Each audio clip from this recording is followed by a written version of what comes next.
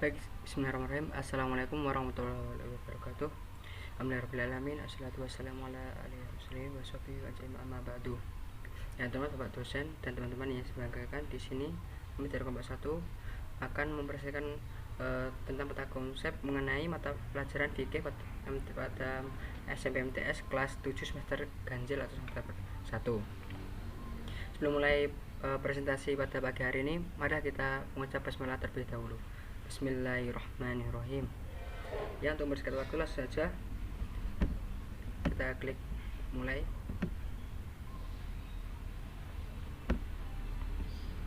Ya, anggota kami dari kelompok 1 yaitu pertama Ahmad Riki, terus Andi Yusuf Bahtiar, dan yang terakhir saya sendiri, Putra Pratama.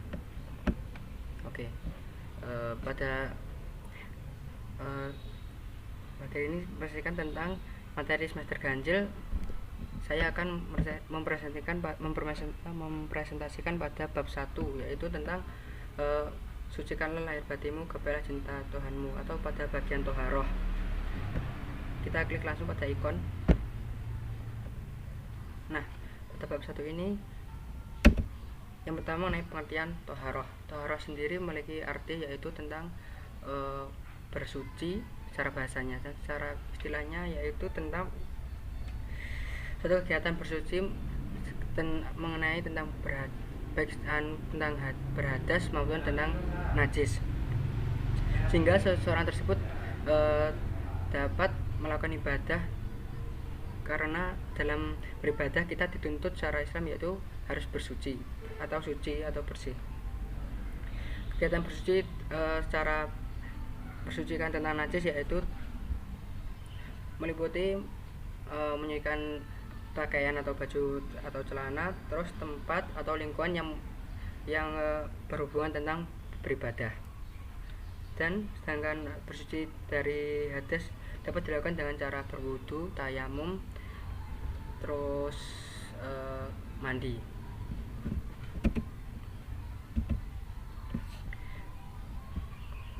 Selanjutnya pengertian tentang najis dan nadas.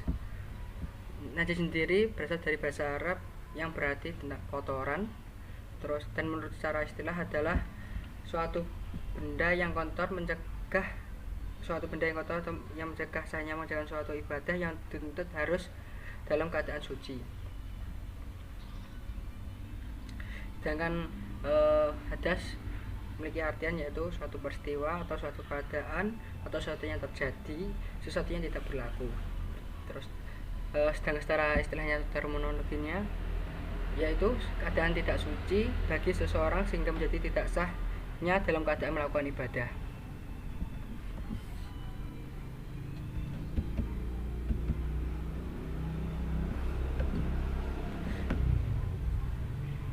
Baik, dalam pengertian najis ini saya akan muncul hyperlink untuk ini. Nah, macam-macam najis. Macam-macam najis sendiri terbagi menjadi 3. Yang pertama najis mukafafah, mutawasyitoh, dan mughaladoh.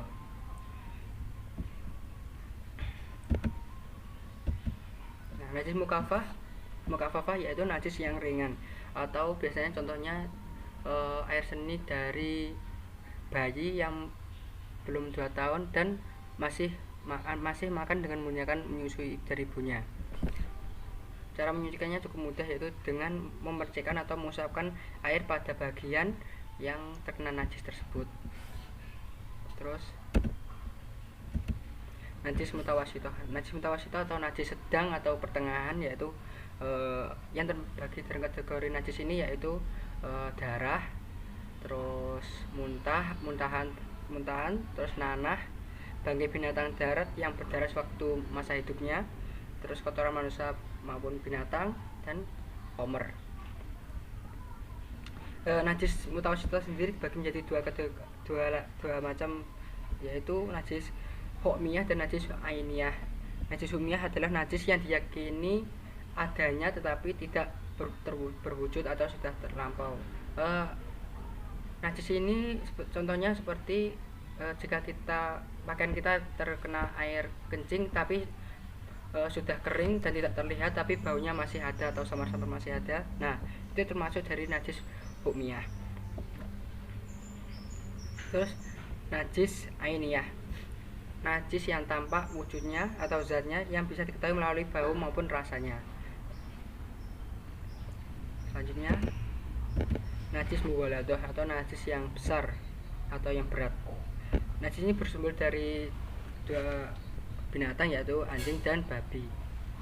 Cara menyucikannya yaitu dengan cara beberapa tahap, yaitu membasuh air sebanyak 7 kali. Nah, yang pertama kali menggunakan air yang dicampur dengan tanah. Nah, selanjutnya macam-macam hadas.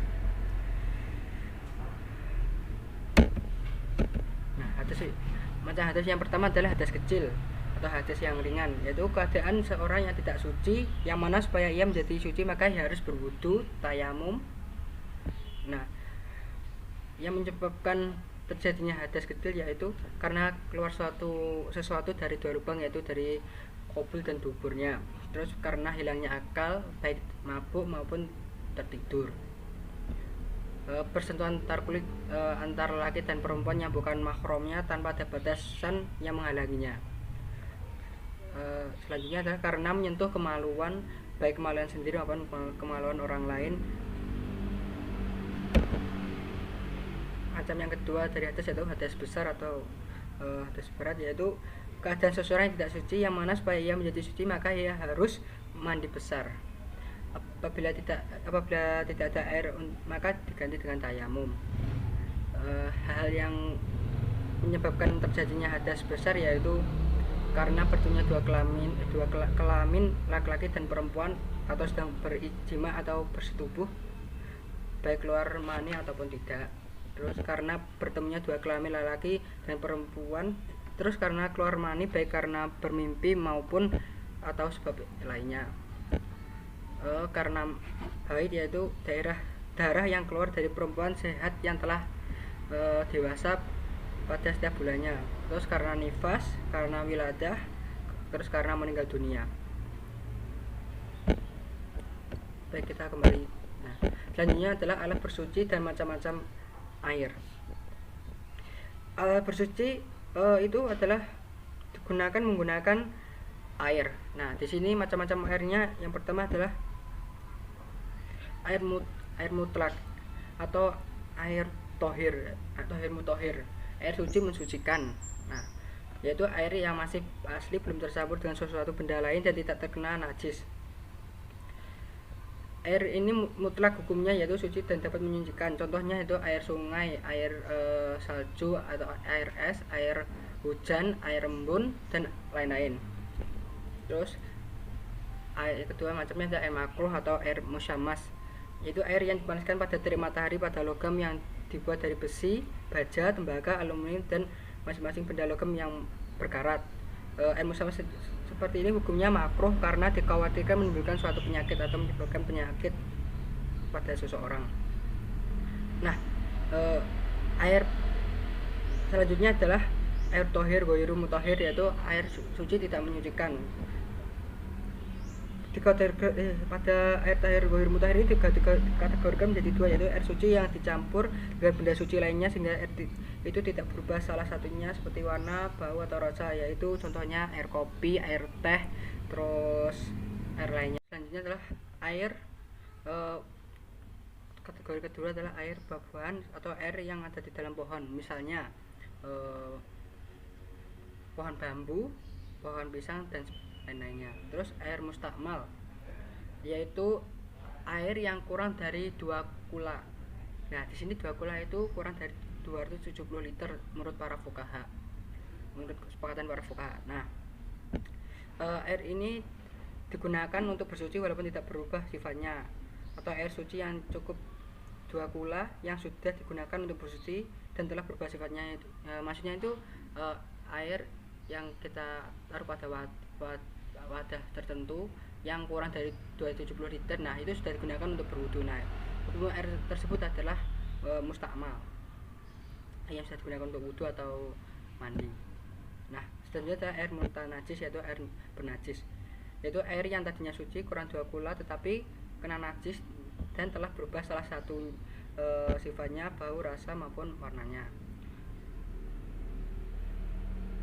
Terus selanjutnya bersuci dari kotoran atau istinja. Istinja sendiri menurut bahasa atau etimologinya yaitu terlepas atau selamat. Nah, secara terminologinya yaitu bersuci sesudah berbuang air besar atau buang air kecil. Beristinja dengan air apabila tidak ada air, dan maka boleh dan menggunakan benda padat seperti kayu, terus batu maupun benda-benda yang keras.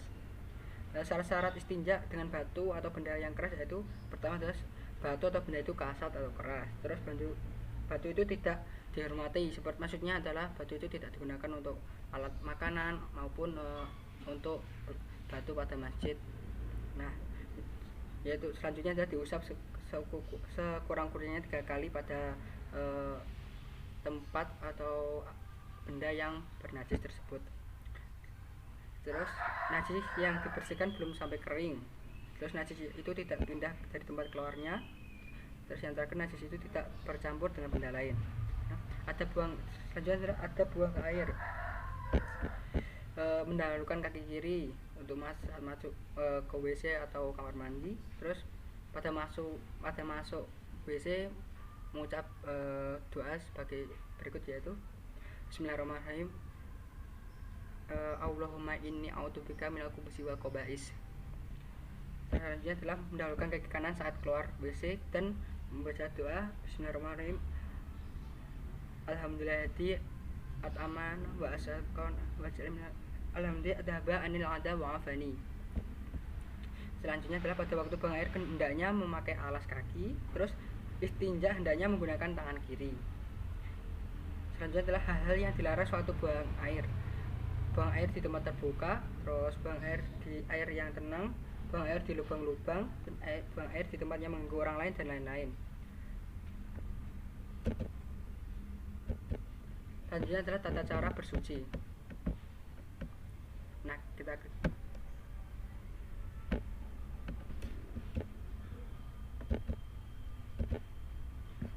pertama adalah dengan wudhu. Pertama adalah niat. Kita niat wudhu adalah nawaitu wudu'a lirofi hadasi aswari fardulillahi ta'ala.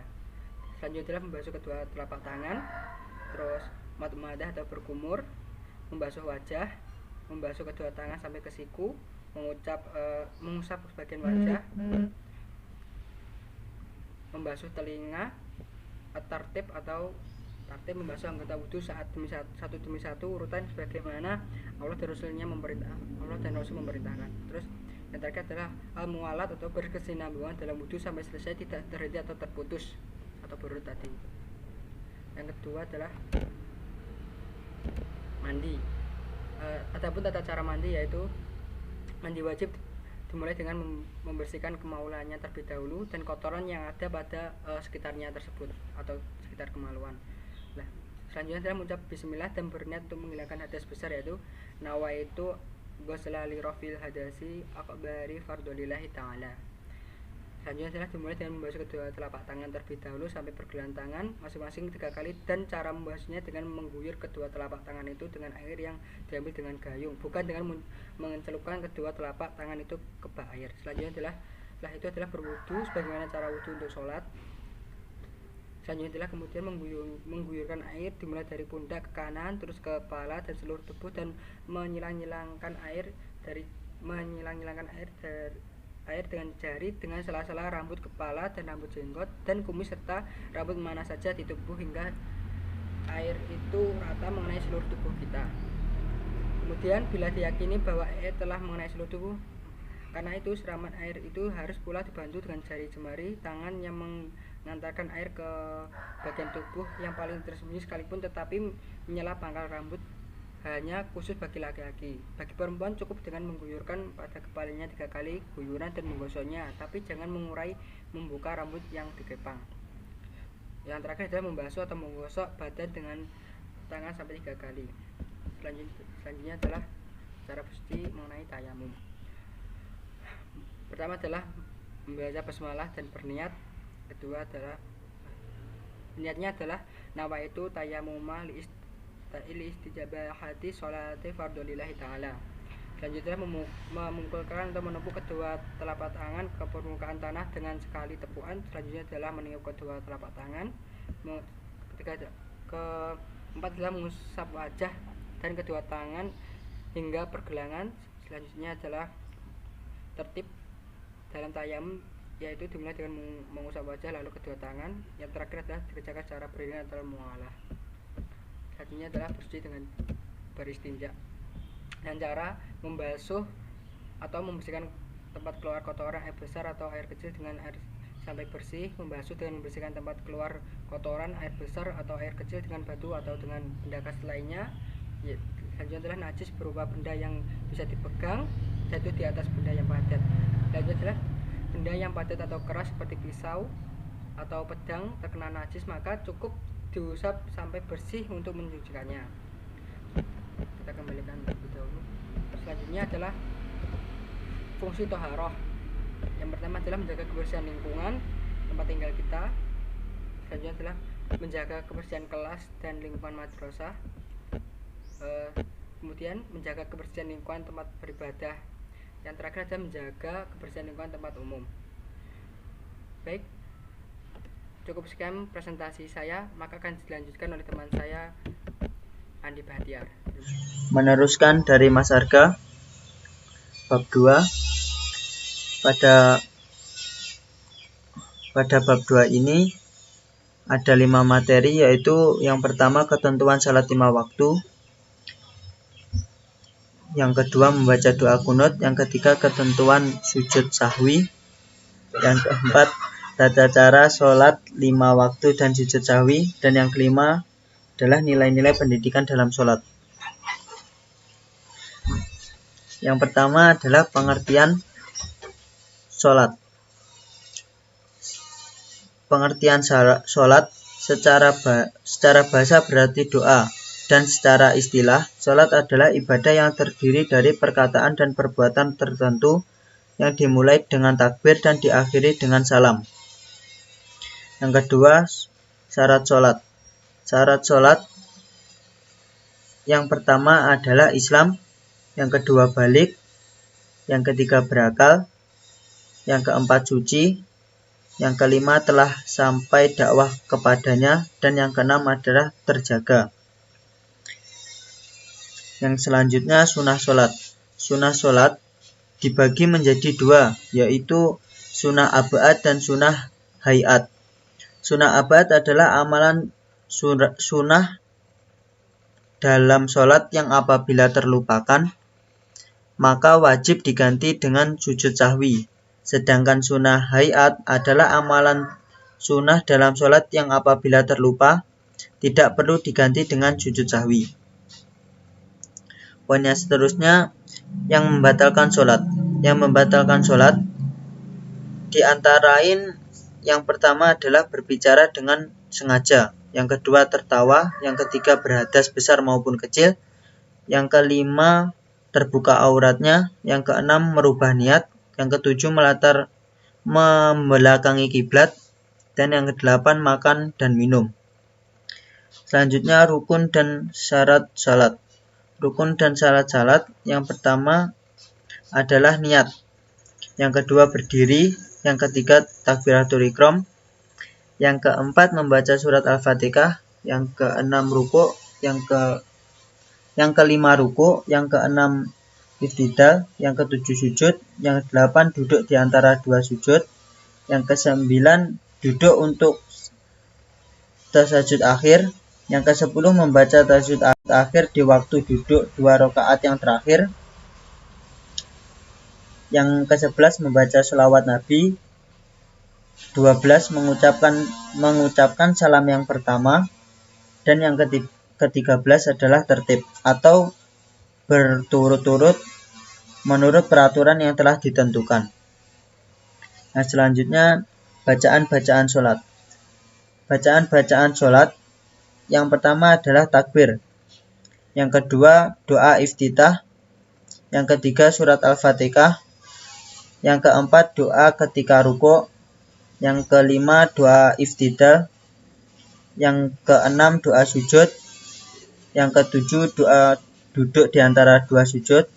Yang kedelapan, bacaan tasyahud awal. Yang kesembilan, doa tasyahud akhir. Yang ke-11, doa-doa setelah membaca tasyahud akhir dan sholawat. Dan yang ke-12 adalah ucapan salam dalam salat.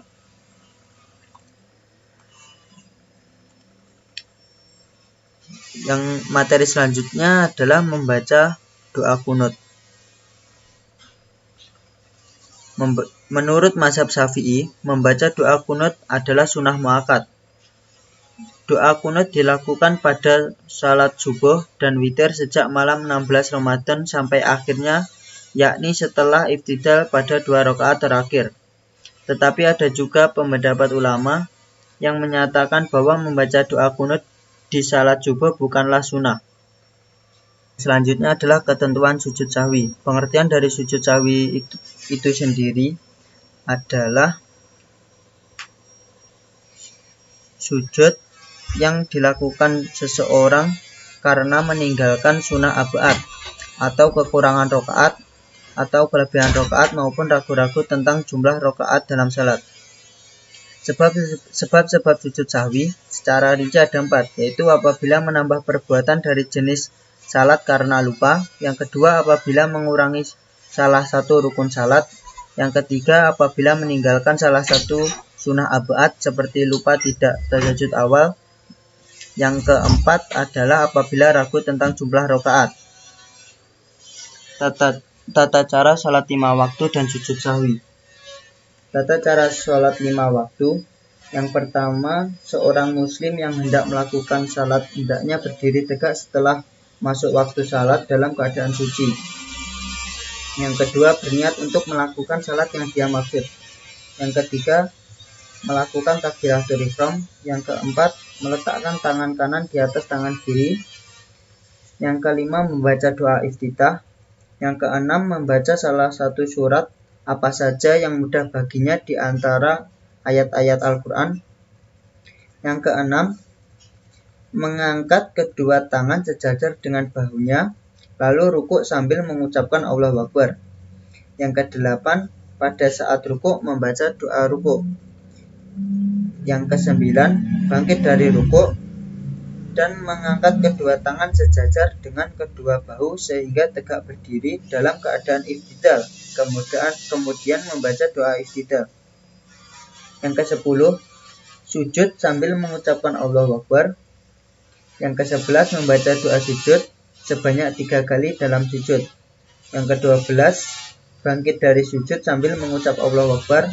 Kemudian duduk, kemudian duduk. Yang ke-13, sujud lagi seperti di atas.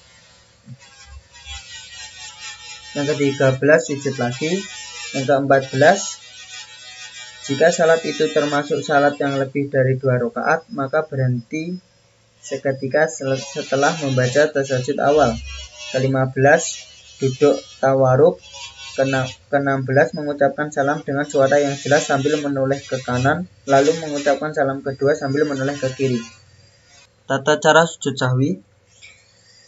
Sujud sahwi dilakukan dengan cara yang pertama membaca takbir terlebih dahulu, kemudian dengan sujud dan membaca bacaan sujud sahwi 3 kali, dilanjutkan dengan duduk iftirashi, dilanjutkan dengan sujud sahwi lagi dengan bacaan yang sama, dilakukan dengan duduk tawarut atau tasyahud akhir dan membaca takbir dan dilanjutkan dengan salam. Nilai-nilai pendidikan dalam sholat. Nilai-nilai pendidikan dalam sholat. Yang pertama adalah salat diawali dengan bersuci. Hal ini tentunya mendidik kita agar senantiasa menjaga kesucian fitrah kita sebagai manusia dan mengingatkan kita bahwa Allah adalah zat yang maha suci. Yang kedua, mendidik untuk perilaku jujur. Yang ketiga, wujud terhadap nilai keikhlasan kita kepada Allah Subhanahu wa taala. Yang keempat, salat diakhiri salam ke kanan dan ke kiri. memasuki bab yang selanjutnya, yaitu bab 3. Pada bab 3 ini ada dua pembahasan, yaitu ketentuan azan dan iqamah dan ketentuan salat jamaah. Yang pertama adalah pengertian azan dan iqamah. Azan secara bahasa adalah pengumuman atau pemberitahuan, dan dalam istilah, azan adalah perkataan tertentu yang berguna memberitahukan masuknya waktu salat yang fardu, sedangkan iqamah adalah pertanda salat jamaah dimulai. Keutamaan dari azan dan iqamah. Azan dan iqamah memiliki keutamaan yang besar, sehingga andai saja orang-orang tahu keutamaan pahala yang didapat dari mengumandangkan azan, pastilah orang-orang akan berebutan. Bahkan kalau perlu, mereka melakukan undian untuk sekedar bisa mendapatkan kemuliaan itu. Hukum azan dan iqamah. Hukum azan dan iqamah adalah sunnah. Syarat-syarat azan dan iqamah. Syarat-syarat azan dan iqamah yang pertama adalah telah masuk waktu salat. Yang kedua, harus berbahasa Arab. Yang ketiga, tidak bersahutan. Yang keempat, muslim, laki-laki, akil balik. Dan yang kelima, tertib lafalnya. Sunnah azan. Sunnah azan yang pertama adalah hendaknya muazin suci. Sunnah azan yang pertama adalah hendaknya muazin suci dari hadas besar dan kecil. Yang kedua, muazin berdiri menghadap kiblat. Yang ketiga, menghadapkan wajah dan lehernya ke sebelah kanan ketika mengucapkan hayya 'alas shalah, dan di sebelah kiri ketika mengucapkan hayya 'alal falah. Yang keempat, memasukkan dua jari ke dalam telinganya. Dan yang kelima, mengeraskan suara ketika azan. Pembahasan yang kedua, ketentuan salat jamaah. Pengertian dari salat jamaah itu sendiri. Salat jamaah secara bahasa kumpulan atau bersama-sama, dan menurut istilah, salat jamaah adalah salat yang dilakukan secara bersama-sama oleh dua orang atau lebih secara bersama-sama, dan salah satunya menjadi imam, sedangkan yang lainnya menjadi makmum. Hukum dan dalil salat jamaah. Hukum salat berjamaah dalam salat menurut jumhur ulama adalah sunnah muakkad, yaitu sunnah yang sangat dianjurkan oleh Nabi Muhammad SAW. Hal ini sesuai dengan hadis riwayat Muslim yang artinya dari Ibnu Umar bahwasanya Rasulullah SAW bersabda, salat berjamaah itu lebih utama daripada salat sendiri sebanyak 27 derajat. Walaupun sebagai ulama menyebutkan bahwa hukumnya adalah fardu ain, sehingga orang yang tidak ikut salat berjamaah berdosa, ada yang mengatakan fardu kifayah, sehingga bila sudah ada salat jamaah, gugurlah kewajiban orang lain untuk melakukan salat berjamaah. Nah, seterusnya, syarat imam dan makmum. Syarat imam dan makmum. Yang pertama adalah syarat menjadi imam. Yang pertama, orang yang lebih dalam ilmu agamanya. Yang kedua, orang yang lebih fasih membaca Al-Quran dan banyak hafalannya. Yang ketiga, orang yang lebih tua umurnya dan baik penampilannya. Yang keempat, orang yang berakhlak mulia. Yang keenam, berdiri di depan makmum. Yang keenam, berniat menjadi imam. Selanjutnya, syarat menjadi makmum. Yang pertama adalah berniat menjadi makmum. Yang kedua, mengetahui dan mengikuti gerak-gerik imam. Yang ketiga, tidak mendahului imam dalam gerakan sholat. Yang keempat, berada dalam suatu tempat dengan imam. Dan yang terakhir adalah tempat berdiri makmum tidak lebih maju ke depan daripada imam. Mungkin itu saja yang saya sampaikan, dan yang selanjutnya akan dilanjutkan oleh teman saya. Assalamualaikum warahmatullahi wabarakatuh. Perkenalkan, nama saya Ahmad Riki Zakaria. Saya di sini akan melanjutkan materi dari teman saya, yaitu bab 4, yang pada bab ini bertemakan tentang tenangnya dekat dengan Allah Subhanahu wa taala. Untuk mempersingkat waktu, langsung saja. Yang ada pada bab 4 ini berisi tentang zikir dan doa setelah sholat, kemudian ketentuan zikir dan doa, kemudian selanjutnya manfaat zikir dan doa, dan yang terakhir tata cara zikir dan doa. Adapun pengertian zikir itu sendiri, yaitu menurut bahasa berasal dari kata zakaro yadkuru, yang memiliki arti mengingat, menyebut dan menentukan atau merenungi. Sedangkan menurut istilah, yaitu mengingat Allah Subhanahu wa taala dengan maksud mendekatkan diri kepada Allah Subhanahu wa taala dengan cara membaca tasbih, tahmid, tahlil, dan takbir. Adapun pengertian doa itu sendiri menurut bahasa adalah memanggil atau memohon sesuatu. Sedangkan menurut istilah, doa ialah memohon kepada Allah Subhanahu wa taala dengan merendahkan diri dan tunduk kepadanya. Adapun untuk selanjutnya, yaitu ketentuan zikir. Ketentuan zikir terdapat pada Quran surat Al-Baqarah ayat 152, yang artinya berbunyi, maka ingatlah kepadaku, aku pun akan ingat kepadamu, bersyukurlah kepadaku, dan janganlah kamu ingat kepadaku. Adapun ketentuan doa, yaitu terdapat dalam surat Ar-Ra'd ayat 28, yang berbunyi, ingatlah hanya dengan mengingat Allah lah hati menjadi tentram. Kemudian yang selanjutnya manfaat zikir dan doa. Adapun manfaat zikir dan doa, yaitu yang pertama dapat menenteramkan hati, kemudian dapat menimbulkan kesabaran, kemudian yang selanjutnya menambah pahala dan menambahkan rasa kasih sayang kepada sesama, kemudian menimbulkan sifat berhati-hati. Kemudian yang selanjutnya tata cara zikir dan doa. Adapun tata cara zikir dan doa, yaitu yang pertama hendaknya dilakukan dengan sikap tadaruk atau merasa dirinya hina dan atau paling hina di hadapan Allah Subhanahu wa taala.